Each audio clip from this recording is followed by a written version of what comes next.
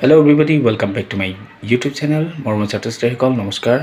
আৰু মই ক'বলৈ লৈছোঁ শংকৰদেৱ শিশু নিকেতন আৰু শংকৰদেৱ শিশু বিদ্যা নিকেতন বা SSBNৰ ক্লাছ 8ৰ ইংৰাজী লেশ্যন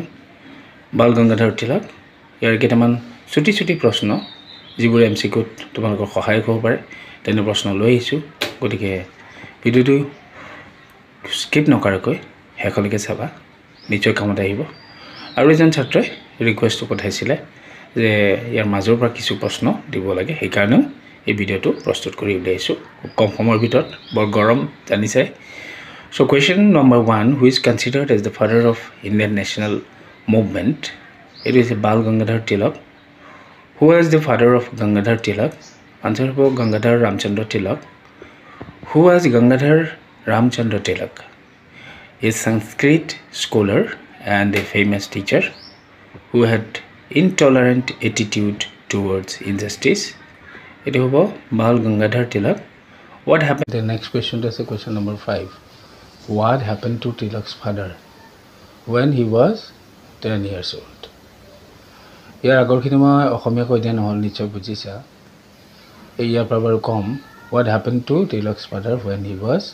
10 years old? মানে যেতিয়া তিলক 10 বছৰীয়া আছিল তেতিয়া তিলকৰ দেউতাকৰ কি হৈছিল এই আনসাৰটো হ'ব When Tilak was 10 years old যেতিয়া তিলক 10 বছৰীয়া আছিল his father was transferred to Pune from Ratnagiri তেওঁৰ দেউতাকক পুনেৰ পৰা ৰত্নাগিৰিলৈ পুনেলৈ ৰত্নাগিৰিৰ পৰা কি কৰা হৈছিল বদলীকৰণ কৰা হৈছিল অৰ্থাৎ চাকৰিৰ বদলীকৰণ হৈছিল আৰু বদলীকৰণ হোৱাৰ কাৰণে কি হৈছিল তেওঁ ৰত্নাগিৰি যিখন ঠাই আছিল জন্মস্থান তিলকৰ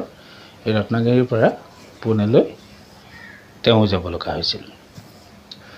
তো এতিয়া কোৱেশ্চন নম্বৰ 6 ত আছে how was Tilak in nature nature মানে হৈছে স্বভাৱগতভাৱে তিলক কেনেকুৱা আছিল অৰ্থাৎ তেওঁ কেনেকুৱা ধৰণৰ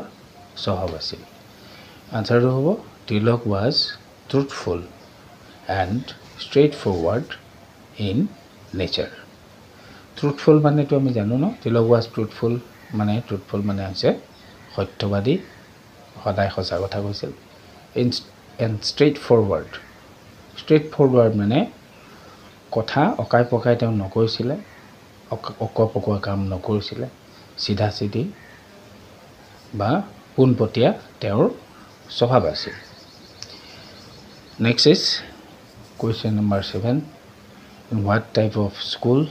did Tilak join in Pune ইয়াৰ আগতেতো আমি পাইছোঁ যে তেওঁৰ দেউতাকক ৰত্নগিৰিৰ পৰা পুনেলৈ কি কৰা হৈছিল চাকৰি বদলীকৰণ কৰা হৈছিল মানে ট্ৰান্সফাৰ কৰা হৈছিল এই কাৰণে তিলকটো obviously যাবই লাগিব নহয় জানো সো ইয়াতে সেইকাৰণে কৈছে what type of school did Tilak join in Pune Pune তিলকে কি ধৰণৰ স্কুলত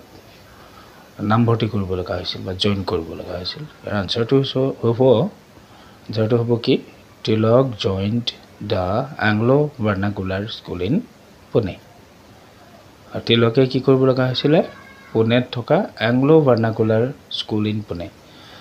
Anglo Vernacular School মানে তাত যেটো আঞ্চলিক ভাষা সেই ঠাইৰ আছিল সেই ভাষাটোৰ লগত ইংৰাজীও থাকিব তেনেকুৱা আমাৰ যেনেকুৱা স্কুলবিলাকত ইংৰাজীও আছে নহয় জানো ভাৰ্নাকুলাৰ স্কুল বুলি কয় একেবাৰে ইংলিছ মিডিয়াম নহয় গতিকে তেনেকুৱা এংলো ভাৰ্নাকুলাৰ স্কুল এখনত তিলকে পুনেত জয়েন কৰিব লগা হৈছিল তোমাৰ next question number 8 at what age did Tilak lose his mother and father কি বয়সত তিলকে মাক আৰু দেউতাকক হেৰুৱাব লগা হৈছিল তো আমি পাইছো ন যেতিয়া পুনেলৈ গৈছিল পুনেত থকা সময়ছোৱাতে প্ৰথমতে মাকক হেৰুৱাইছিল আৰু মাকৰ পিছতে দেউতাকক হেৰুৱাব লগা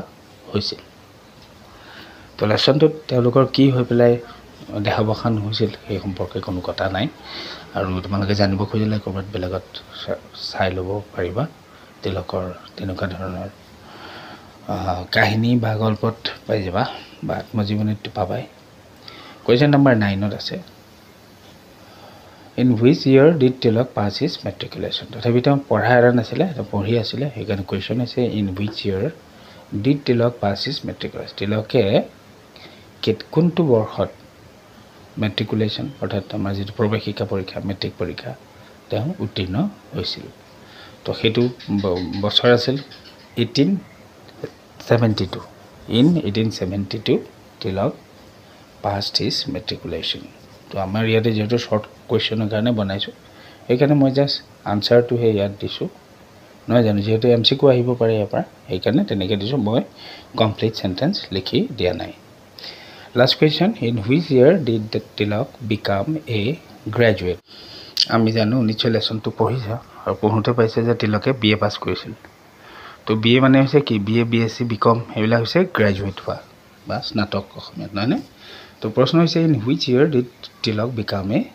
graduate তিলকে কোন বৰ্ষত স্নাতক হৈছিল গৈ তো ইয়াৰ আনসাৰ হ'ব Tilak became a graduate in 1877 1877 চনত তিলকে কি কৰিছিল স্নাতক উপাধি লাভ কৰিছিল তেতিয়াহ'লে মৰমৰ ছাত্ৰ-ছাত্ৰীসকল আজিৰ যেটো ভিডিও আছিল এই ভিডিওটো আৰু ইয়াতকৈ বেছি দীঘল কৰিব খোজা নাই তোমালোকক আৰু যদি ভিডিওৰ কোৱেশ্চন লাগে তেতিয়া মোলৈ কমেন্ট কৰিবা